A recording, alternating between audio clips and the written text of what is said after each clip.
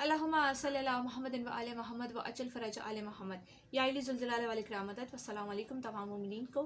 امید ہے آپ سب خیر وافت سے ہوں گے. مولا ذوالجلال والاکرام آپ سب کو اپنے حفظ و امان میں رکھے, آمین. مومنین, جیسا کہ آپ جانتے ہیں ذکر محمد و آل محمد جاری و ساری تھا اور الحمدللہ کنٹینیوسلی جاری و ساری ہے. اور کوئی چاہے اسٹرائکس بھیجے, چاہے چینل بند کروائے یا آئی ڈی بین کروائے, اسے فرق نہیں پڑتا. ذکر محمد و آل محمد کل بھی جاری تھا, آج بھی جاری ہے اور انشاءاللہ آخری سانس تک جاری رہے گا. خیر مومنین, آج کے ٹاپک کی طرف چلتے ہیں. آج کا ہمارا ٹاپک ہے تراویح کے بارے میں. مومنین, یہ وہ سوال ہے جو ہر شیعہ سے رمضان میں کیا جاتا ہے. آپ تراویح پڑھتے ہیں یا نہیں؟ اگر پڑھتے ہیں تو ٹھیک ہے, نہیں پڑھتے تو کیوں نہیں پڑھتے؟ تو مومنین, آج اسی ٹاپک پر ہم لوگ ڈسکس کریں گے اور یہ دیکھیں گے کہ کیا تراویح پڑھنا جائز ہے یا نہیں. تراویح کے لحاظ سے شیعوں پر یہ الزام لگایا جاتا ہے کہ شیعہ تراویح نہیں پڑھتے, حالانکہ یہ سنت رسول صلی اللہ علیہ وآلہ وسلم ہے. سو آج انشاءاللہ ہم انہیں سوالات کے جوابات آپ کے سامنے رکھیں گے اور علمی طور پر دیکھیں گے کہ تراویح واقعی میں سنت رسول ہے یا پھر بدعت. اسی سلسلے میں ایک ویڈیو مجھ تک پہنچی ہے مرزا محمد علی انجینئر صاحب کی. یہ پہنچے ہیں نادر علی بھائی کے پروگرام میں, کوئی پوڈ کاسٹ چلاتے ہیں, اس میں یہ پہنچے ہیں اور انہوں نے تراویح کے بارے میں کچھ سمجھ لیجئے کہ بہت سارے دلائل دینے کی کوشش کی ہے. ان دلائل کی کیا حقیقت ہے, تراویح کی کیا حقیقت ہے, آج سب ڈسکس کریں گے.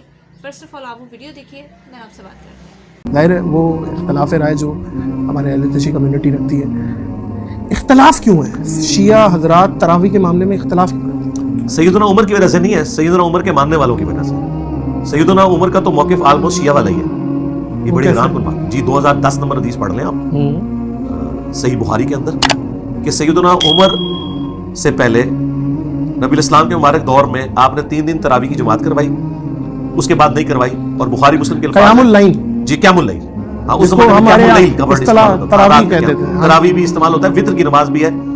اس کے بعد نبی الاسلام کی وفات جب ہو گئی, اپنی اپنی جماعت مسجد میں کرواتے تھے. ظاہر ہے سارے تو حافظ نہیں تھے. پھر بخاری کے الفاظ ہیں, سیدنا عمر ایک دفعہ مسجد میں آئے تو انہوں نے کہا کہ کیا یہ اچھا ہو اگر میں ایک امام مقرر کر دوں, اگر ان کو پڑھنا ہی ہے مسجد میں. پھر انہوں نے تمیم داری اور ابی ابن کعب کی ڈیوٹی لگائی, اور الموطا امام مالک میں ہے کہ 11 رکعتوں کا حکم دیا. بخاری میں تو صرف ہے کہ ڈیوٹی لگائی, وہاں رکھتے بھی موجود ہیں جی. سنت کو رینیو کے معنوں میں انہوں نے کہا. اور پھر آپ وہاں سے چلے گئے ایک جملہ بولتے ہوئے, کیا انہوں نے بولا, اس سے بہتر مرد کی وہ نماز ہے جو رات میں اکیلے گھر میں پڑھتا ہے آخری وقت میں. آخری والوں نے حضرت عمر کو بھی بدنام کروایا, ان پہ جھوٹ باندھ کے کہ جی انہوں نے یہ شروع کروائی تھی تو ہم نے یہ کرنی. انہوں نے شروع کروائی تھی ان لوگوں کے لیے جنہیں قرآن نہیں آتا, نہ اس طریقے سے جو آپ نے شروع کروا کے اس چیز کو جو نبی الاسلام نے اس کو اس طریقے سے پسند نہیں فرمایا تھا.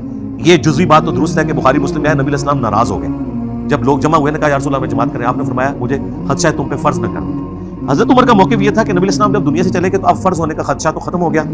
آپ کی پسند تھی, حضرت عمر کی سوچ اپنی جگہ درست تھی.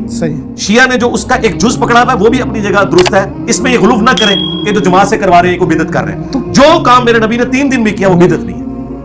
مومنین, اس ویڈیو میں آپ نے مرزا صاحب کی دو رنگی صاف دیکھی ہے. شیعہ کا اعتراض بھی ٹھیک ہے, تراویح سنت بھی ہے, حضرت عمر نے خود پڑھی بھی نہیں اور یہ رسول خدا نے 3 دفعہ پڑھائی ہے, اس کے بعد انہوں نے دوبارہ پڑھائی بھی نہیں. اس کا حکم بھی رسول خدا نے دیا ہے. شیعہ کا اعتراض بھی ٹھیک ہے, حضرت عمر نے خود بھی نہیں پڑھی. مرزا صاحب کوئی ایک بات کیوں نہیں کرتے آپ کی کوئی ایک زبان نہیں ہے؟ جب آپ کو مناظرے کے لیے ہمارے یہاں سے ہمارے نوجوان برادران آپ کو بلاتے ہیں, آپ ان کے سامنے نہیں آتے, آپ ڈر کے چھپے رہتے ہیں. ٹھیک ہے, مناظرے میں آپ آتے نہیں, دلائل کا جواب آپ دیتے نہیں. آپ چاہتے کیا ہے قوم سے, کیا چاہتے ہیں عوام سے؟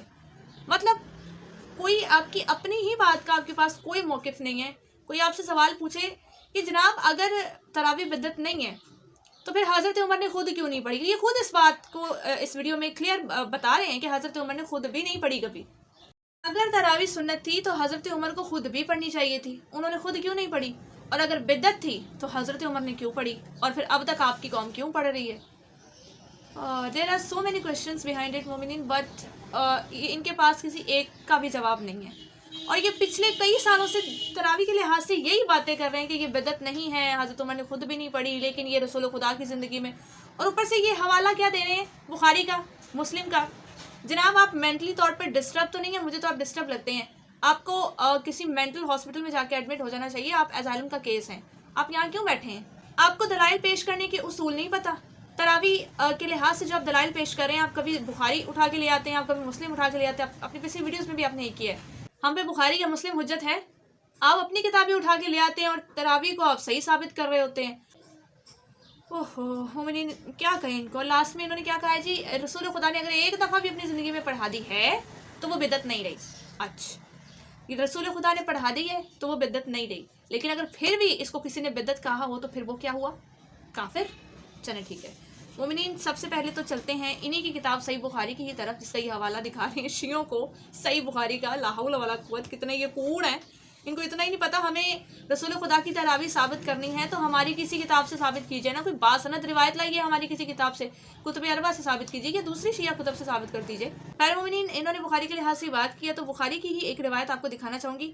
صحیح بخاری جلد نمبر 1 ہے اور پیج نمبر ہے 776. کتاب الصوم پارہ نمبر 8, عمر کا بیان اس میں لکھا ہے.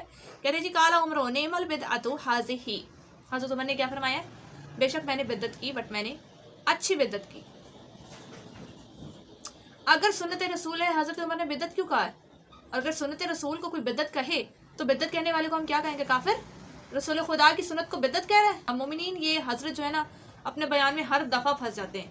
اب آپ حساب لگا لیں حضرت عمر کو بدعتی کہنا ہے یا کافر کہنا ہے, کیونکہ ان کے اس قول سے دونوں ہی چیزیں صحیح بخاری سے ثابت ہے اور صحیح سند کے ساتھ ثابت ہیں کہ ایک تو انہوں نے کہا میں نے بدعت کی اور دوسرا کہا اچھی بدعت کی.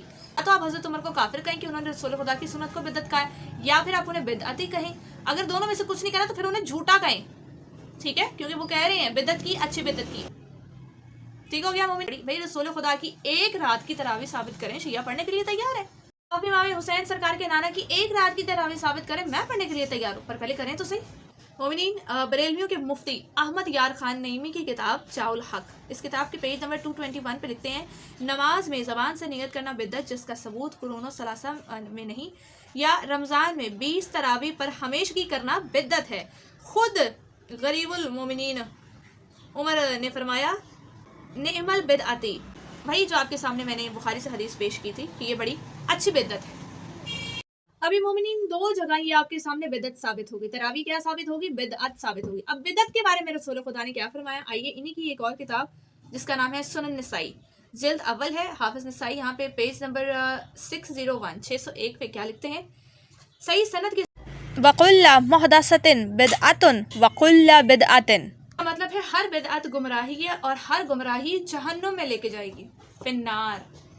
ٹھیک ہو گیا جی. پھر شیعہ سے سوال کرتے ہیں تراویح کیوں نہیں پڑھتے, جہنم میں جانے کا شیعوں کو کوئی شوق نہیں ہے, آپ کو ہے تو آپ پڑھیں. خیر مومنین, لاسٹ ریفرنس پیش کروں گی اپنی کتاب سے. مومنین ہمارے یہاں تراویح کی کیا حیثیت ہے, ایک شیعہ کتاب پیش کرنے جا رہی ہوں لاسٹ میں. اب تک ان کی کتابیں پیش کی, اب ایک آخری ہماری, کیونکہ یہ جو لوگ کہتے ہیں کہ شیعہ کے یہاں بھی جائز ہے, آئے آپ کو دکھاتی ہوں شیعہ کے یہاں یہ تراویح جائز ہے یا نہیں. مومنین عالم ربانی عبدالعظیم البحرانی کی کتاب لمز التدبیر, پیج نمبر ہے 121. یہاں پہ امام علی کا ایک عمل لکھا ہے تراویح کے بارے میں جو انہوں نے کیا تھا. لکھتے ہیں امام علی نے تراویح کی نماز بند کرا دی تو لوگوں نے اعتراض کرنا شروع کر دیا, ہائے عمر کی سنت, ہائے عمر کی سنت کے نعرے بلند ہونے لگے. تب امام نے اپنا حکم واپس لے لیا اور اس کے بعد مسلمانوں نے پھر سے نماز تراویح پڑھنا شروع کر دی, جبکہ امام اسے بدعت سمجھتے تھے. کون؟ مولا علی اسے بدعت سمجھتے تھے. حضرت عمر کی نا مولا علی کے سامنے کوئی حیثیت نہیں ہے. اب مومنین یہاں پہ یہ سوال تو ختم ہو جاتا ہے کہ ہم تراویح کیوں نہیں پڑھتے, ہمارے تو مولا نے منع فرمایا ہے. اب ان پر ایک سوال بنتا ہے اور وہ سوال یہ ہے کہ جب مولا علی ذوالجلال والاکرام تراویح کو بدعت سمجھتے تھے تو حضرت عمر اتنے سال کے بدعت کرواتے کیوں رہے ہیں؟ حق کے امام نے ایک چیز کو بدعت سمجھ لیا تو حضرت عمر کون ہوتے ہیں اس بدعت کو اچھی بدعت کہہ کے اسے جاری کروانے والے اور پھر لوگوں کو حکم کرنے والے کہ یہ کرو, اور پھر خود زندگی میں ایک بار بھی نہیں پڑھی. وجہ خود با جماعت کیوں نہیں پڑھی حضرت عمر نے, ان کو پڑھنی چاہیے تھی. اگر سنت رسول تھی تو حضرت عمر نے کیوں نہیں پڑھی, سنت چھوڑی رسول کی سنت چھوڑے تو بھی کافر. ٹھیک ہے, اس کے علاوہ پھر اگر انہوں نے خود سے بدعت کی ہے تو بھی کافر, اور اگر دونوں ہی باتوں میں آپ نے نہیں ماننا تو پھر انہیں جھوٹا مان لیں کہ وہ جھوٹ بول رہے ہیں, تو آپ کے پاس بھاگنے کا کوئی چارہ باقی نہیں بچا.